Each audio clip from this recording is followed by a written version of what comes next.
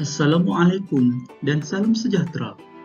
Untuk tajuk stabil dan seimbang pada hari ini, kita akan membincangkan aktiviti-aktiviti yang dapat menguatkan otot teras.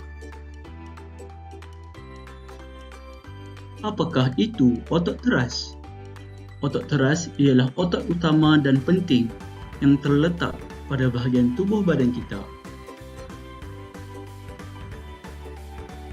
Ada beberapa otot teras yang perlu murid-murid tahun 1 pelajari, iaitu otot abdomen ataupun otot perut, otot atas belakang, otot bawah belakang, dan otot pinggul. Otot teras yang kuat akan membantu kita untuk melakukan aktiviti dengan lebih baik, dan postur badan kita juga akan menjadi lebih baik dan kemas. Sekarang, mari kita pelajari latihan ataupun aktiviti yang dapat menguatkan lagi otot-otot teras kita.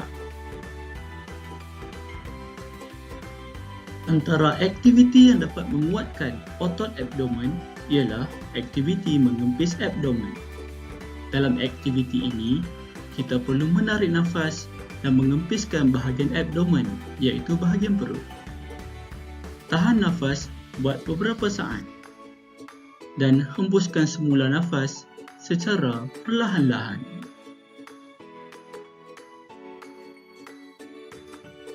Aktiviti kedua yang dapat menguatkan otot abdomen juga ialah aktiviti mengangkat badan sisi dalam keadaan lutut fleksi.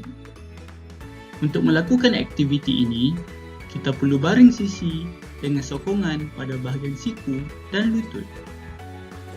Angkat pinggang dan luruskan pinggang. Tahan untuk beberapa saat. Dan turunkan semula bahagian pinggang setelah selesai.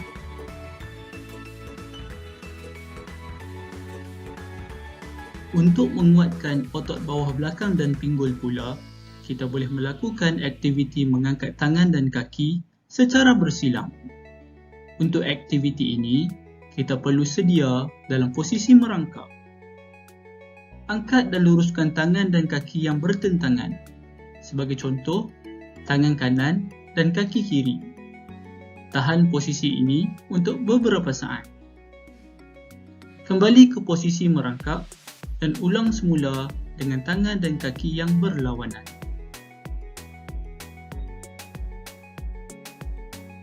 Aktiviti lain yang dapat menguatkan otot bawah belakang dan pinggul juga ialah aktiviti baring dan mengangkat pinggul. Kita perlu sedia dalam posisi baring dan lutut pula perlu dibengkokkan atau difleksikan sebanyak 90 darjah.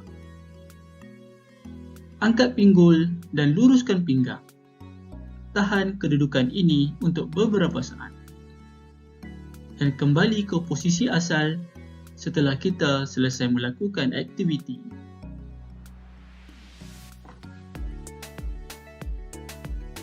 Untuk menguatkan otot atas belakang pula, kita boleh melakukan aktiviti depa tangan dan dongak dalam posisi meniarap.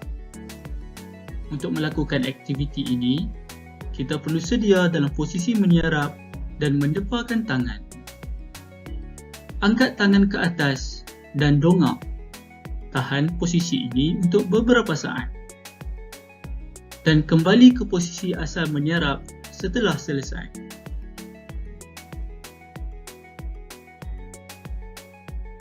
Aktiviti lain yang dapat menguatkan otot pinggul pula ialah aktiviti mengekalkan posisi tekan tubi dengan menggunakan siku. Dalam aktiviti ini, kita perlu sedia dalam posisi merangkak dengan sokongan di bahagian siku dan lutut. Angkat pinggul dan lutut dan luruskan badan. Tahan kedudukan ini untuk beberapa saat. Dan kita boleh kembali ke posisi asal merangkak setelah selesai. Dalam melakukan aktiviti-aktiviti menguatkan otot teras sebentar tadi, kita haruslah beringat bahawa kita perlu melakukan semua aktiviti mengikut kemampuan diri masing-masing. Kita juga perlu melakukan aktiviti dengan lakuan yang betul sebagaimana yang telah kita pelajari. Perkara-perkara ini amat penting untuk mengelakkan dari berlakunya kecederaan pada tubuh badan kita. Sekian sahaja video pembelajaran untuk hari ini. Selamat menguatkan otot teras masing-masing. Assalamualaikum dan terima kasih.